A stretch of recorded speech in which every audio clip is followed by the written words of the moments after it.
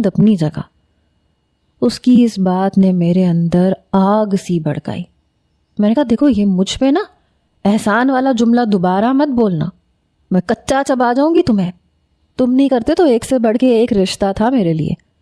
میری بات پر اس نے آنکھیں کھولیں اور استہزائیہ مسکرایا۔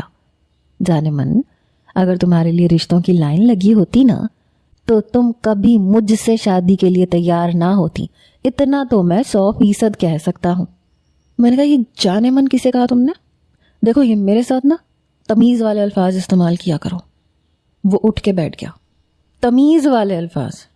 میرے خیال سے بہت سے لوگ اپنی بیوی کو یہ سب کچھ کہتے ہیں، بلکہ تقریباً سبھی کہتے ہیں، کچھ کمرے کے اندر اور کچھ کمرے کے باہر بھی کہہ دیتے ہیں۔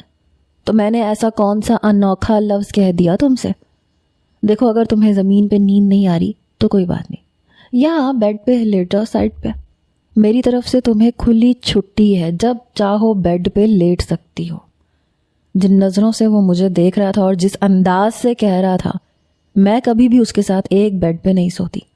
میں نے کہا مجھے ایسی کوئی ضرورت نہیں ہے، سو تم۔ میں زمین پہ جا کے لیٹ گئی۔ مجھے امان پہ شدید غصہ آ رہا تھا۔ زمین واقعی چبھ رہی تھی، لیکن پھر بھی میں نے آنکھیں بند کی، سونے کی ناکام کوشش کرنے لگی۔ کچھ دیر میں مجھے نیند بھی آ گئی۔ صبح کمرے کی دستک پہ میری آنکھ کھلی۔ میں جلدی سے اٹھ بیٹھی، اپنا تکیہ جلدی سے بیڈ پہ رکھا، سر پہ دوپٹہ لیا اور کمرے کا دروازہ کھول دیا۔ سامنے پھپھو تھی۔ کہنے لگی بیٹا میں تمہیں جگاتی نہیں، لیکن محلے کی کچھ خواتین آئی ہیں، تم تیار ہو کے آ جاؤ۔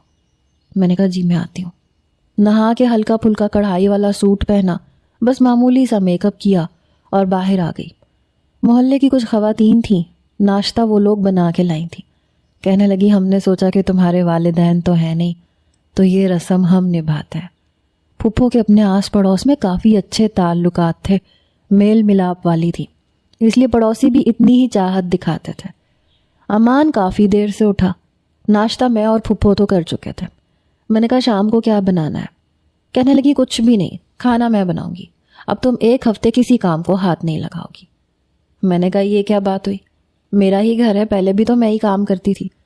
وہ کہنے لگی پہلے تمہاری اور حیثیت تھی، اب اور ہے۔ پہلے تم بیٹی تھی، اب تم بہو ہو، مجھے بھی تو کچھ ناز نخرے اٹھانے تو۔ میں نے کہا پھپھو میں ابھی بھی وہی ہوں، بہت کم پھپھو ایسی ہوتی ہیں جیسی میری ہیں، بالکل ماں جیسی۔ ولیمے کی دعوت بھی کافی مختصر سی تھی۔ میں نے کمرے میں آتے ہی سب سے پہلے اپنے کپڑے تبدیل کیے تھے، کیونکہ مجھے امان کی نظریں کچھ ٹھیک نہیں لگ رہی تھیں۔ جب وہ کمرے میں آیا تو مجھے سادہ سے حلیے میں